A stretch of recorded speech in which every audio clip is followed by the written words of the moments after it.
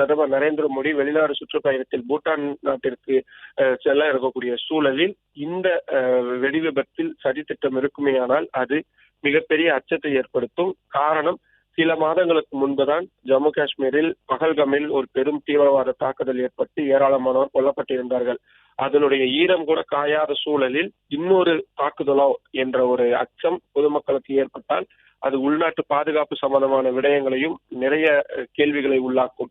எனவே இந்த அத்தனை கேள்விகளுக்கும் விடை காணப்பட வேண்டும் என்றால் அந்த கார் யார், அந்த காரில் இருந்தது யார் யார், ஏன் இந்த வெடி விபத்து ஏற்பட்டது, திட்டமிடப்பட்ட செயலா, விபத்தா என்ற அத்தனை முக்கிய கேள்விகளுக்கும் விடை காணப்பட வேண்டும். அதற்கான வேலைகளை தான் தற்பொழுது அத்தனை விசாரணை அமைப்புகள் என்றால் ஒரு விசாரணை அமைப்புகள் கூட பாக்கி இல்லாம அத்தனை பேரும் செய்து வருகிறார்கள். டெல்லியில் ஏற்பட்ட இந்த அசம்பாவித சம்பவம் நாட்டின் மற்ற பகுதிகளிலும் ஏற்பட்டு விடாமல் இருக்க வேண்டும். மிக முக்கியமான வதந்தி ஏற்பட்டு ஏதேனும் அசம்பாவித சம்பவங்கள் ஏற்படாமல் இருக்க வேண்டும் என்பதற்கான உச்சபட்ச ஹை அலர்ட் என்பது இந்த வெடி விபத்து நடந்த அந்த நொடியிலிருந்து மேற்கொள்ளப்பட்டு வருகிறது. மிக குறிப்பாக மகாராஷ்டிராவின் மும்பையில் இருக்கக்கூடிய கடற்பகுதியில் ரோந்து பணிகள் தீவிரப்படுத்தப்பட்டிருக்கிறது. ஏனென்றால் நமக்கு தெரியும், சில ஆண்டுகளுக்கு முன்பாக இந்த கடற்கரை வழியாகத்தான் உள்ளே நுழைந்த அஜ்மல் கசாப் மற்றும் அவனுடைய கூட்டாளிகள் மும்பையில் ஒரு பெரிய கோரவெறி தாக்குதலை நடத்தியிருந்தார்கள். அது போன்ற அசம்பாவித சம்பவம் எதுவும் ஏற்படாமல் இருக்க வேண்டும் என்பதற்காக மும்பை மாதிரியான பெருநகரங்கள் ஹை அலர்ட் என்பது கொடுக்கப்பட்டிருக்கிறது. சென்னையை பொறுத்தவரை விமான நிலையம், ரயில் நிலையம், பேருந்து நிலையம் என்று மக்கள் அதிகம் கூடக்கூடிய பகுதிகளில் அதிகமான சோதனை என்பது மேற்கொள்ளப்பட்டு வருகின்றது. இன்னொரு பக்கம் கல்கத்தா மாதிரியான அண்டை நாடுகளை பகிர்ந்து கொள்ளக்கூடிய, எல்லைகளை பகிர்ந்து கொள்ளக்கூடிய நாடுகளின் எல்லை பகுதிகளில் மிக தீவிரமான கண்காணிப்பு என்பது மேற்கொள்ளப்பட்டிருக்கிறது. ஜம்மு காஷ்மீர் மாநிலத்தை பற்றி சொல்லவே வேண்டாம். பொதுவாகவே ஒரு சிறு அசைவு நாட்டின் எந்த இடத்தில் நடந்தாலும் உடனடியாக கட்டுப்பாடுகள் அதிகரிக்கப்படுவது என்பது ஜம்மு காஷ்மீர் மாநிலத்தின் எல்லை பகுதிகள் தான். அப்படி ஜம்மு காஷ்மீர் மாநிலத்தில் நேற்று இரவு முதல் ஏற்கனவே செய்யப்பட்டு வரக்கூடிய ரோந்து பணிகளை இன்னும் 2 மடங்கு ஆக்கியிருக்கிறார்கள் என்பதான தகவல்கள் என்பது கிடைக்கின்றது. பிரதமர் நரேந்திர மோடி இந்த வெளிநாட்டு சுற்றுப்பயணத்தை நிறைவு செய்துவிட்டு நாடு திரும்பியவுடன் பாதுகாப்புத்துறைக்கான மத்திய அமைச்சரவை கூட்டம் என்பது கூடும் என்று தகவல்கள் சொல்லப்பட்டிருக்கிறது. ஏன் இந்த அமைச்சரவை கூட்டம் மிக முக்கியம் என்றால், பகல்கம் தாக்குதல் நடத்தப்பட்டதற்கு பிறகு இப்படியான ஒரு மத்திய அமைச்சரவை கூட்டம் தான் நடத்தப்பட்டது. அதற்கு பிறகுதான் ஆபரேஷன் சிந்தூர் என்ற மிகப்பெரிய நடவடிக்கை என்பது எடுக்கப்பட்டிருந்தது. அதே மாதிரி இது வெடி விபத்தாகவே இருந்தாலும் கூட ஏற்பட்டிருப்பது மிகப்பெரிய உயிரிழப்பு பாதிப்புகள் ஏற்பட்டிருக்கிறது. அதுவும் தலைநகர் டெல்லியில் சுற்றுலா பயணிகள் நூற்றுக்கணக்கானவர்கள், ஆயிரக்கணக்கானவர்கள் கூடக்கூடிய ஒரு ஹார்ட்லேண்ட் பகுதியில் அதில் ஏற்பட்டிருக்கக்கூடிய இந்த ஒரு வெடி விபத்து என்பது சாதாரணமாக கடந்து செல்லக்கூடியது கிடையாது. அதற்கு என்ன காரணமாக இருந்தாலும் அதற்கான தீர்வு என்பது காணப்பட வேண்டும். எனவே மத்திய உள்துறை அமைச்சகம் மற்றும் பாதுகாப்புத்துறை அமைச்சகம் மற்ற முக்கிய அமைச்சகங்களை கொண்ட பிரதமர் நரேந்திர மோடி தலைமையிலான அமைச்சரவை கூட்டம் என்பதும் நடத்தப்படும் என்று எதிர்பார்க்கப்படுகின்றது. அந்த கூட்டத்திற்கு பிறகு வரக்கூடிய தகவல்கள் என்பதுதான் இந்த 2 நாட்களுக்குள்ளாக நிறைய முக்கியமான விஷயங்கள் இருக்கும். அதே மாதிரி ஒரு புத்தாண்டு பண்டிகை என்பதற்காக அந்த டெல்லி செங்கோட்டை பகுதி உட்பட டெல்லியின் முக்கிய இடங்கள் பரபரப்பாக இயங்கி வந்த சூழலில் இப்படியான ஒரு வெடி விபத்து ஏற்பட்டிருப்பது மக்கள் மத்தியிலும் பெரும் அச்சத்தை ஏற்படுத்தி இருக்கிறது.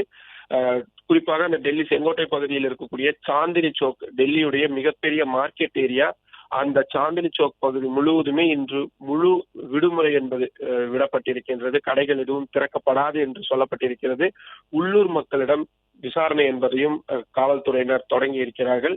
சுற்றுலா பகுதி என்றவுடன் சில கடைகள் மட்டும்தான் இருக்கும் என்று எண்ணிவிட முடியாது. அங்கு ஆயிரக்கணக்கான வீடுகள் என்பது இருக்கும்.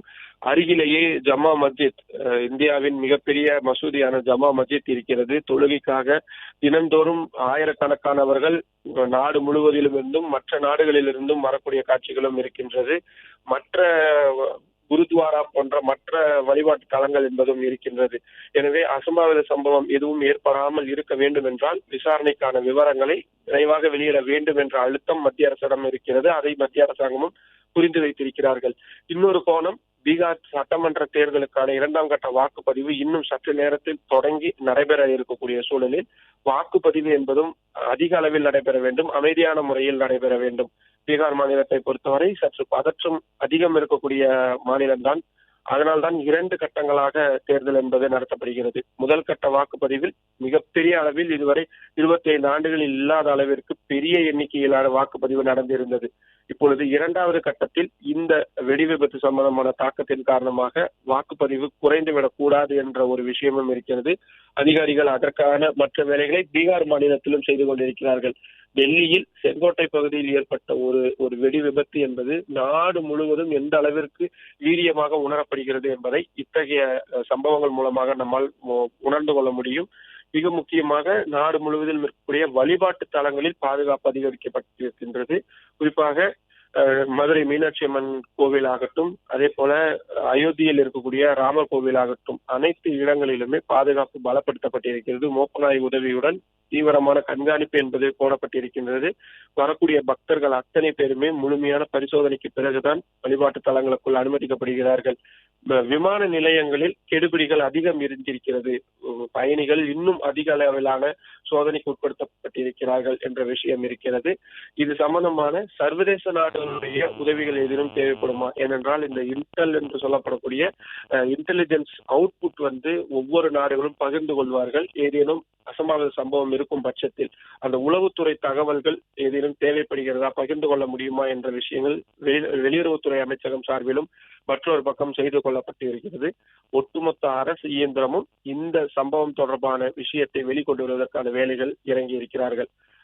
காயமடைந்தவர்கள் டெல்லியில் இருக்கக்கூடிய மருத்துவமனையில் அனுமதிக்கப்பட்டு சிகிச்சை பெற்று வருகிறார்கள்.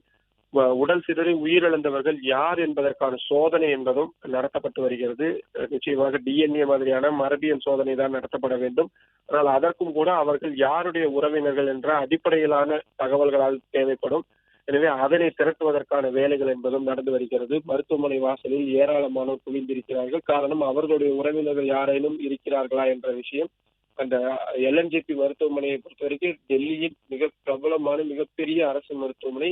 சாதாரண நேரங்களிலே அங்கு ஏராளமான கூட்டம் இருக்கும். தற்பொழுது இவ்வளவு பெரிய வெடி விபத்து ஏற்பட்டிருப்பதன் காரணமாக, அந்த வெடி விபத்தின் காரணமாக ஏற்பட்ட ஒரு அதிர்ச்சியின் காரணமாக அந்த பகுதியில் இருந்தவர்கள் கூட மருத்துவமனைகளுக்கு சிகிச்சைக்காக கொண்டு வரப்பட்டிருக்கின்றார்கள். நன்றி நிரஞ்சன்குமார், தகவல்களுக்கு நன்றி. பிளே ஸ்டோர் மற்றும் ஆப் ஸ்டோரில் இருந்து பாலிமர் செயலியை QR கோடு மூலம் பதிவிறக்கம் செய்யுங்கள். செய்திகளை உடனுக்குடன் பெறுங்கள்.